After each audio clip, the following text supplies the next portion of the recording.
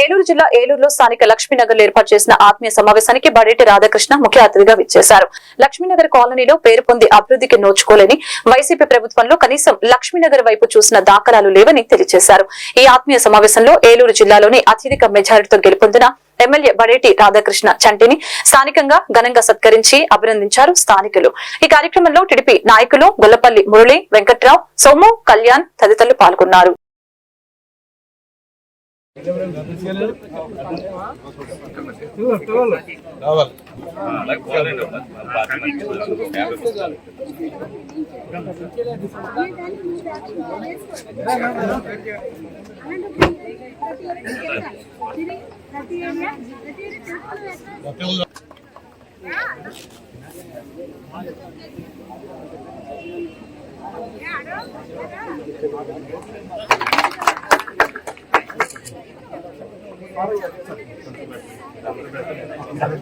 అందరూ కొంచెం కేక్ లేకుండా పెట్టండి సార్.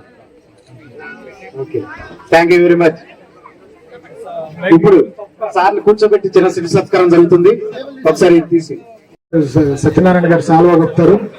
మురళి గారు దండేసి సార్ని సన్మానిస్తారు.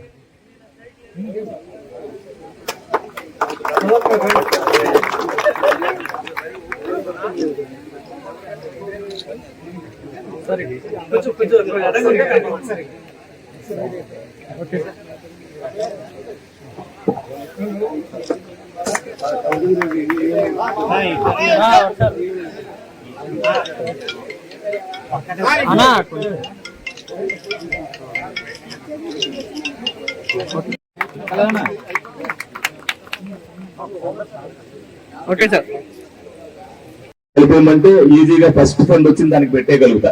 రుణాని నగర్ నుంచి ఏదైతే ఇక్కడ వరకు ఆ రోడ్ని ఆ ఫండ్ ని మీకు ఇంటర్నల్ గా మీకు ఏదైతే నీళ్లు నిలిచిపోతున్నాయో ముందు దానికి ప్రయారిటీ ఇచ్చుకోవడం మంచిదని నా ఉద్దేశం.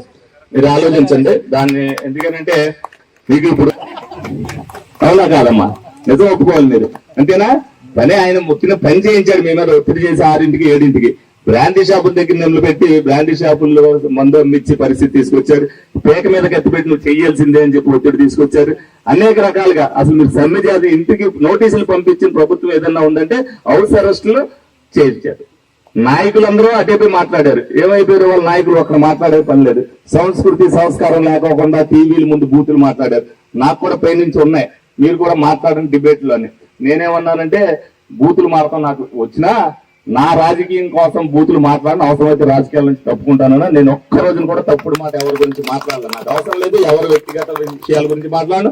ఒకరిని విమర్శించాలంటే మామూలుగా పనితనంలో విషయంలో సబ్జెక్ట్ పరంగా విమర్శిస్తాను తప్పితే వాడు మాట్లాడిన దానికి నేను సభ్యత సంస్కారం లేకుండా నాకు మాట్లాడవలసిన అవసరం ఏం లేదు. ఎందుకనంటే నేను ఒక బాధ్యత గల అప్పుడు అభ్యర్థిని, ఇప్పుడు క్యాండిడేట్ని. ఏదైనా మాట్లాడితే నన్ను స్ఫూర్తిగా తీసుకుంటారు ఎవరైనా. రేపొద్దున నేను తప్పు మాట్లాడాను అనుకో. నా పేరు మురళి, గొల్లపల్లి అడ్వకేట్ని.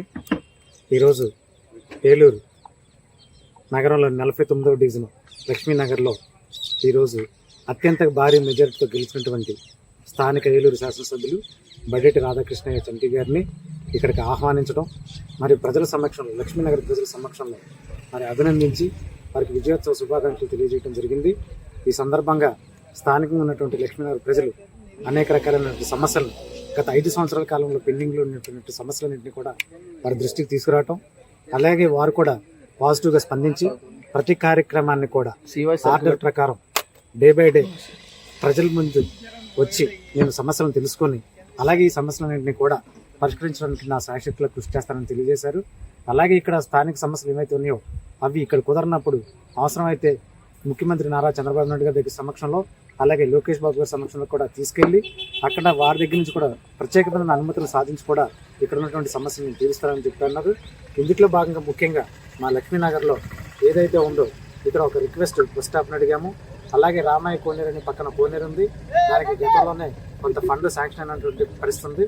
ఆ ఫండ్ని త్వరితగతిగా మాకు శాంక్షన్ చేసి రామయ్య కోనేరుని అభివృద్ధి చేయాలని కూడా మేము కోరాము.